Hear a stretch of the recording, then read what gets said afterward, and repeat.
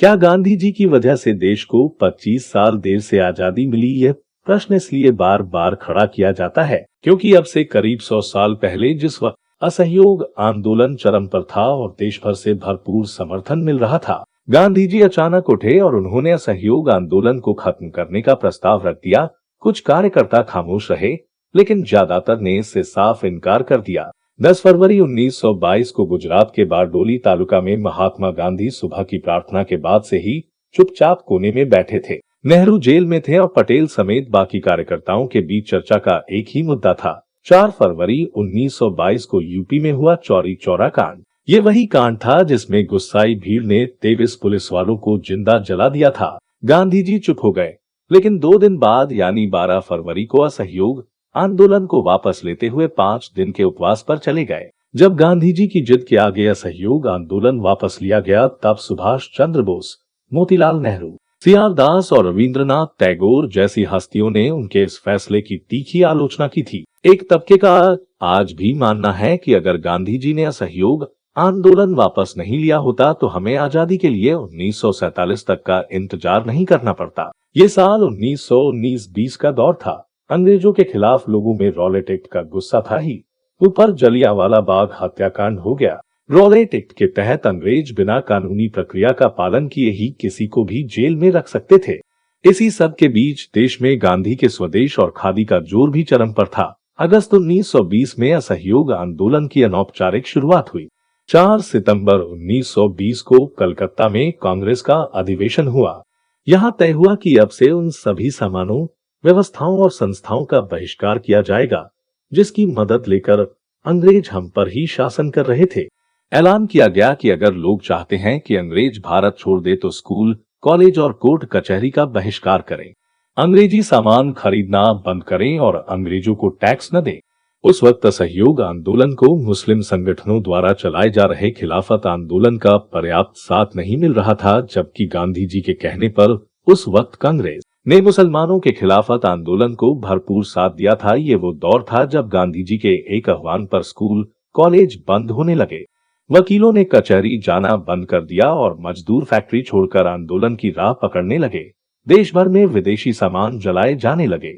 अनुमान लगाया जाता है कि उस समय देश भर में तकरीबन 400 हड़तालें हुई। कुल मिलाकर आंदोलन की ज्वाला इस कदर धधक रही थी जिससे अंग्रेजी हुकूमत के लगभग पैर उखड़ चुके थे। तभी गोरखपुर के समीप तभी चौरी चौरा में ग्रामीणों ने पुलिस थाने में आग लगाकर 23 पुलिस वालों को आग के हवाले कर दिया। इसी घटना को असहयोग आंदोलन खत्म करने की बड़ी वजह बताया जाता है। इसलिए यह जानना भी जरूरी है कि आखिर चौरी चौरा की जनता ने 23 पुलिस वालों को जिंदा क्यों जलाया।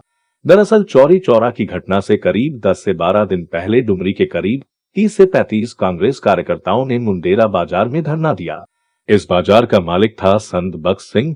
संत बख्श के आदमियों ने वॉलंटियर्स को बाजार से खदेड़ दिया। इसके बाद चौरी चौरा की घटना से 5 दिन पहले यानी 31 जनवरी को कार्यकर्ता 4000 की भीड़ के साथ लौटे और इसी बाजार में बड़ी सभा हुई। 2 फरवरी को भगवान अहीर, नजर अली, लाल मोहम्मद साईं के साथ करीब 50 कार्यकर्ता फिर धरना देने बाजार पहुंचे तो संत बख्श के आदमियों ने उनके साथ मारपीट की।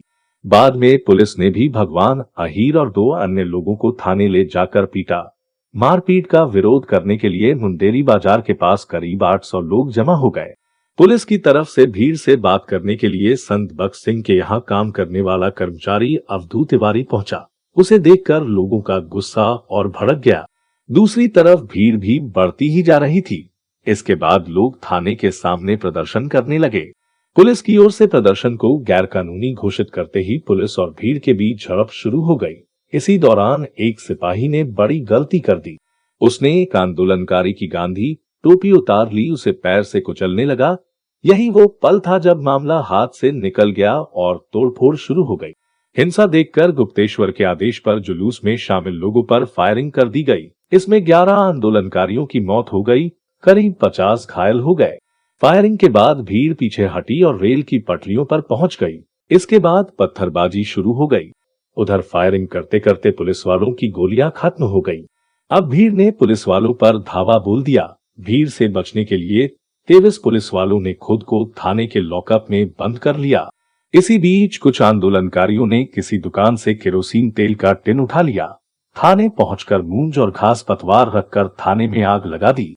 इस एक घटना के बाद गांधी जी ने अपने सिद्धांतों का हवाला देकर राष्ट्रीय स्वरूप ले चुके असहयोग आंदोलन को अपनी जिद से बंद करवा दिया। हालांकि तब कई बड़ी हस्तियां गांधी के फैसले से असहमत थी। नाराजगी जाहिर करते हुए सुभाष चंद्र बोस ने कहा था, जब जनता का उत्साह अपने चरम पर हो तब पीछे हटने का आदेश देना किसी राष्ट्रीय आपदा से कम नहीं है। सीआर दास का कहना था कि असहयोग आंदोलन वापस लेना बड़ी गलती है। गांधी जी के इस फैसले से पॉलिटिकल वर्कर्स का मनोबल काफी हद तक गिरा है। मोतीलाल नेहरू भी गांधी के फैसले से खासा नाराज थे। यही वजह रही कि सीआर दास और मोतीलाल नेहरू ने जनवरी 1923 में स्वराज पार्टी की नींव रखी।